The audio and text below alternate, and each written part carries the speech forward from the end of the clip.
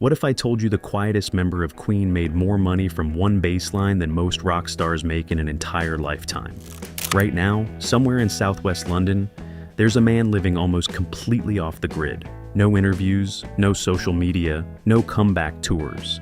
He hasn't performed live in decades, but every single day his music plays somewhere on Earth. At football games, in movies, in commercials, in gyms, in arenas after knockouts. Every time another one bites the dust starts playing, the money keeps flowing.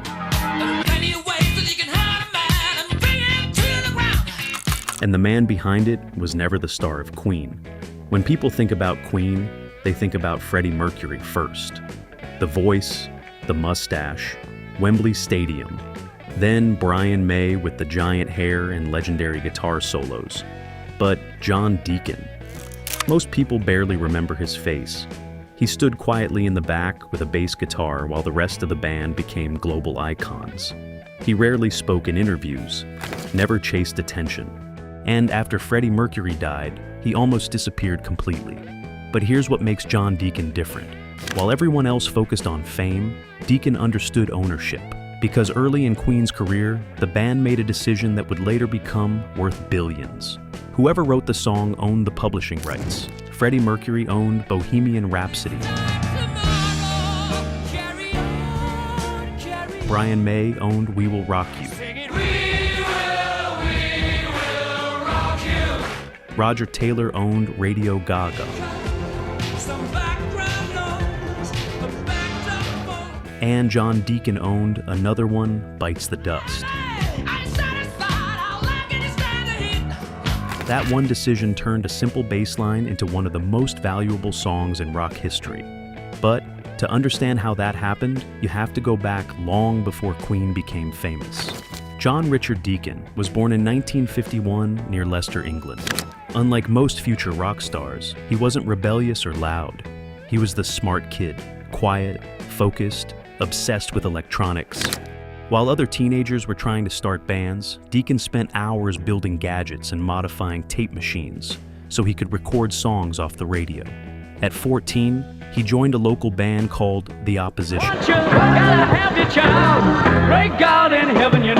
He started on guitar, then the bassist got kicked out, and Deacon switched instruments almost by accident. That accident changed his life, because bass made sense to him immediately. Clean, precise, no wasted movement. And unlike many musicians, Deacon took school seriously, very seriously.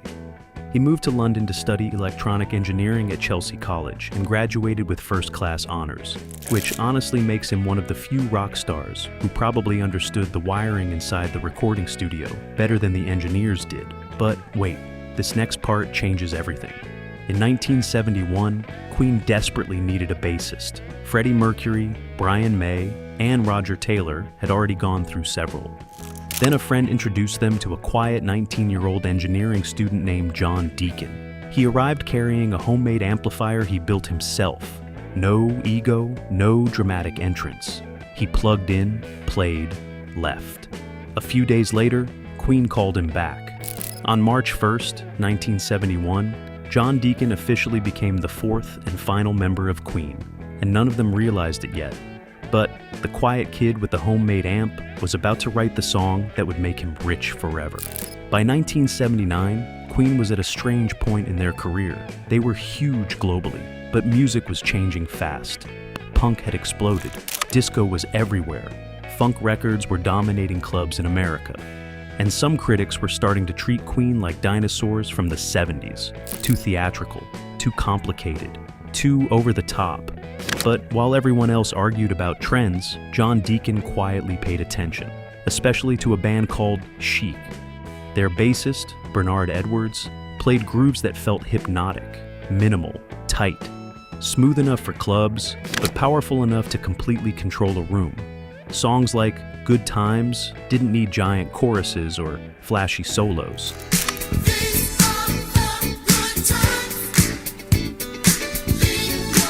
The bass line did all the work, and John Deacon became obsessed with that sound. Years later, he openly admitted Another One Bites the Dust was heavily inspired by Chic. In fact, Deacon had actually spent time around the band while they were recording in studios nearby. He watched how those records were built from rhythm first, not guitar solos, not operatic vocals, groove. Then Queen traveled to Munich, Germany to record their album, The Game, and that's where everything changed. At some point during the sessions, Deacon walked in with a bass riff he'd been working on. Just a few notes, simple, dark, repetitive, done, done, done, done. Another one, Bites the Dust. That was basically the foundation. No giant Freddie Mercury piano intro, no layered harmonies, no complicated structure, just attitude.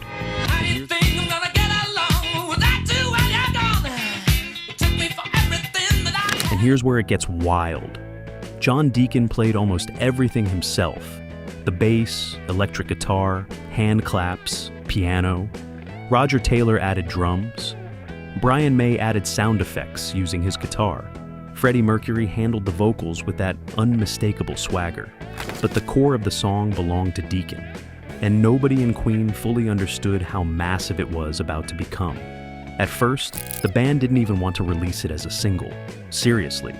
They thought the album's big hit was Crazy Little Thing Called Love, which had already become Queen's first #1 song in America. To them, Another One Bites the Dust was just an experimental funk track. Then Michael Jackson entered the story. At the time, Jackson was already becoming one of the biggest stars in the world after Off the Wall. And just enjoy yourself. Groove. He went to see Queen perform in Los Angeles during their tour. After the show, he went backstage and told them directly they needed to release Another One Bites the Dust as a single. He wouldn't let it go. Jackson believed the song could cross into black radio stations across America in a way Queen never had before. And honestly, when Michael Jackson tells you he hears a hit, you probably listen. Luckily, Queen did. The song released in August 1980, and it exploded, #1 on the Billboard Hot 100. 3 straight weeks at the top, more than 7 million copies sold. It even reached #2 on the American R&B chart, which was almost unheard of for a British rock band at the time. Suddenly, Queen wasn't just a rock band anymore. They had a global crossover smash. And at the center of it all was the quiet bassist nobody talked about. But what most people didn't realize was, this wasn't just a hit song. It was the beginning of a financial empire John Deacon would keep profiting from for the rest of his life. Most hit songs slowly disappear after a few years. Another One Bites the Dust did the opposite. It got bigger. Throughout the 1980s, the song became attached to almost everything competitive. Boxing matches, basketball arenas, wrestling events. Anytime somebody lost, got eliminated, or got knocked out, that bass line showed up. And every single time it played, John Deacon got paid. That's the part most people don't understand about music publishing. When you write a song, you don't just make money once. You own the composition. So every radio spin, movie placement, commercial, streaming play, or sports broadcast creates another royalty payment. And because Queen let each member keep ownership of their own songs, Deacon controlled one of the most replayable tracks ever made. But what if I told you? Another One Bites the Dust almost became controversial for a completely different reason.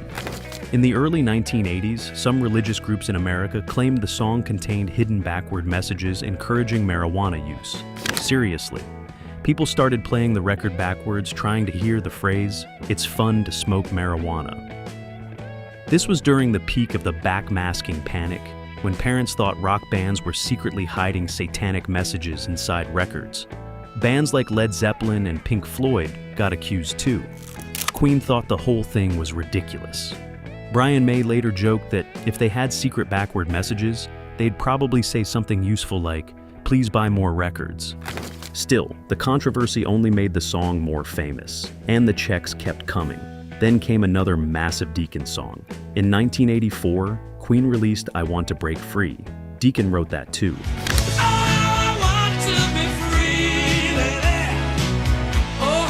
The song became huge internationally, especially in Europe and South America. But in America, the music video caused major controversy because the band dressed in drag as a parody of British soap operas. MTV barely played it, and that mattered more than people realize. At the exact moment Michael Jackson, Prince, and Madonna were dominating television, Queen suddenly lost momentum in the United States. But here's the strange part. Even while Queen's popularity shifted in America, Deacon's songs never stopped earning money globally because hit songs outlived trends, and nobody understood that better than John Deacon. Then everything changed in 1991. Freddie Mercury died on November 24th after complications from AIDS. He was only 45 years old. The loss destroyed the band. Queen performed at the massive Freddie Mercury tribute concert in 1992 at Wembley Stadium. More than 70,000 people attended. Nearly 1 billion watched worldwide. But after Freddie's death, something inside John Deacon changed completely. He still helped finish Queen's final album, Made in Heaven. He still appeared occasionally during the next few years. Then, in 1997, Queen recorded one final song together called No One But You, Only the Good Die Young. After that, John Deacon quietly walked away. No farewell tour, no dramatic announcement. He simply stopped. And let me tell you this, that almost never happens in rock music. Most artists keep touring forever. Some because they love performing, others because they need the money. John Deacon needed neither. By then, Queen's catalog had become one of the most valuable in music history, and his songs sat right in the middle of it. For almost 3 decades, John Deacon has lived like someone who used to be famous, not someone still connected to one of the biggest bands on earth. No interviews, no nostalgia tours, no giant public appearances talking about the good old days. He just vanished. Meanwhile, Queen kept getting bigger. New generations discovered Bohemian Rhapsody. Sports arenas kept blasting We Will Rock You. Singing, we will rock you. And somehow, another one bites the dust. Another one bites the dust. Hey, hey. Became even more unavoidable than it was in 1980. Then came 2018. And this is where the money became almost impossible to comprehend. The Queen biopic Bohemian Rhapsody released worldwide and turned into a monster hit. The movie made over $900 million globally. Suddenly, millions of younger fans discovered Queen for the first time.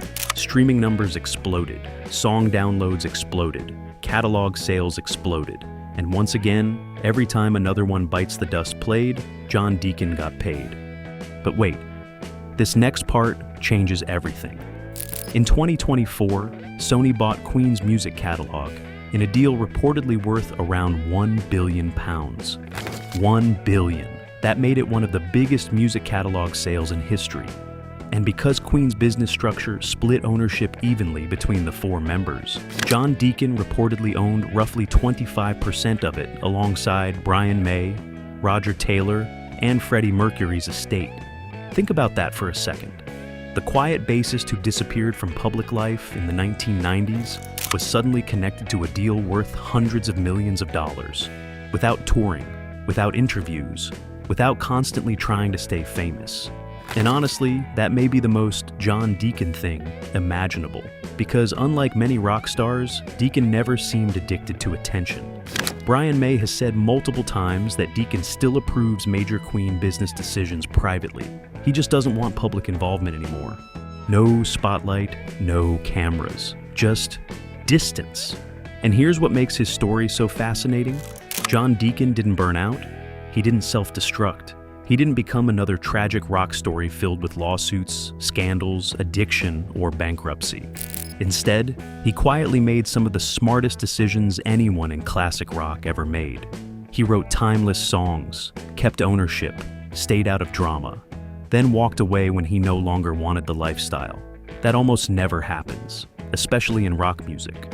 Most artists spend years chasing relevance after their peak. Some destroy their legacy trying to relive old glory.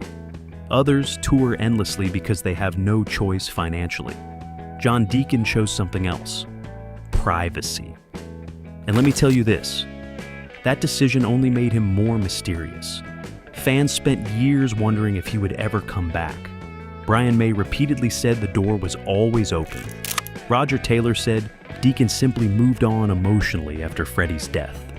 But Deacon never returned, not for tours, not for reunions, not even for massive Queen events. Instead, He stayed home in southwest London with his wife Veronica, the woman he married back in 1975. 6 children, quiet life, occasional sightings at local places or cricket matches. That's it. No grand ending, no final encore. Just a man who wrote one of the most recognizable bass lines in history, then disappeared while the world kept playing it forever. And honestly, maybe that's the perfect ending for John Deacon. Because the loudest person in Queen never stopped being remembered, but neither did the quietest one. There's something almost unbelievable about John Deacon's story when you really step back and look at it. The man helped build one of the biggest bands in music history, wrote some of Queen's most successful songs, created a bass line recognized within literally 2 seconds anywhere on Earth, then quietly walked away from all of it. No desperate reunion tours, no reality shows, no constant interviews retelling the same stories from the 70s. Nothing, and maybe that's why people are still fascinated by him. Because in a world where everybody wants attention all the time, John Deacon became more interesting by disappearing. But here's the craziest part. His music never disappeared with him. If anything, it became more powerful over time. Another one bites the dust, crossed generations in a way very few songs ever do. Parents know it, their kids know it. Athletes use it walking into arenas. DJs still play it in clubs more than 40 years later. And the reason is simple. The song never depended on trends. It didn't need giant 80s production. Didn't rely on complicated lyrics. Didn't chase whatever sound was popular at the moment. It was just rhythm, pure rhythm. That bass line feels as modern now as it did in 1980. And let me tell you this. That kind of timelessness is almost impossible to manufacture intentionally. Most artists spend entire careers chasing one song, with that kind of staying power and never get close. John Deacon did it while barely trying to become famous in the first place. Even the way he wrote music was different from the rest of Queen. Freddie Mercury often wrote huge theatrical pieces. Brian May leaned toward emotional guitar anthems. Deacon wrote songs people instantly connected with. You're My Best Friend. Oh, you're the best friend. I Want to Break Free. I want to break free. Another One Bites the Dust. Another one. Simple ideas, massive impact. And maybe that's the biggest irony of all. The quietest member of Queen may have understood ordinary listeners better than anyone else in the band. Today, Deacon remains almost completely private. Rare photos appear occasionally, usually from local outings in southwest London. Fans still debate whether he'll ever return publicly one last time. But after nearly 30 years away, the answer is probably no. And honestly, he seems perfectly fine with that. Because John Deacon already won. Not just financially, personally, he got the career, the success, the family, the privacy, the freedom to leave on his own terms. Very few rock stars ever pull that off. Most spend years trying to escape fame after spending decades chasing it. John Deacon simply stepped away and never looked back. Meanwhile, the bass line kept playing, at football games, in commercials, in movies, in gyms, every day. Somewhere on Earth, done, done, done, done. Another One Bites the Dust. And somewhere in southwest London, the man who wrote it is probably living exactly the life he wanted all along. Maybe that's the real reason John Deacon's story still feels so unusual. He proved you don't have to be the loudest person in the room to win. In Queen, Freddie Mercury was the icon. Brian May was the guitar hero. Roger Taylor brought the chaos and energy. John Deacon just quietly built one of the most valuable music catalogs in rock history. And the crazy part is most people still don't realize how often they hear his work. Another One Bites the Dust never stopped growing. Every new generation finds it again. Sports arenas still use it after knockouts. Movies still license it.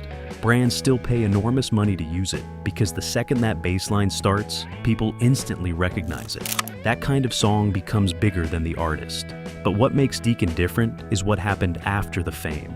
Most musicians stay attached to the spotlight forever. Even after success fades, they keep touring, keep giving interviews, keep trying to relive the past. John Deacon walked away completely. No farewell speech, no dramatic retirement announcement. He simply stopped. And somehow, that silence made him even more fascinating. Because while the rest of the world kept replaying Queen's music, Deacon chose privacy over celebrity, peace over attention. And honestly, very few people in entertainment ever managed to do that successfully. Today, somewhere in southwest London, the man behind one of the most famous bass lines ever written is living quietly, while the checks continue rolling in every single day. Done. Done, done, done. Another one bites the dust. So, now I want to ask you, do you think John Deacon made the right decision by walking away from Queen after Freddie Mercury died? Or do you think there's still unfinished business between him, Brian May, and Roger Taylor? Let me know in the comments. And if you enjoy stories about the rise, fall, money, and hidden history behind legendary artists, make sure to subscribe to Band History, because there's always another unbelievable story waiting right around the corner.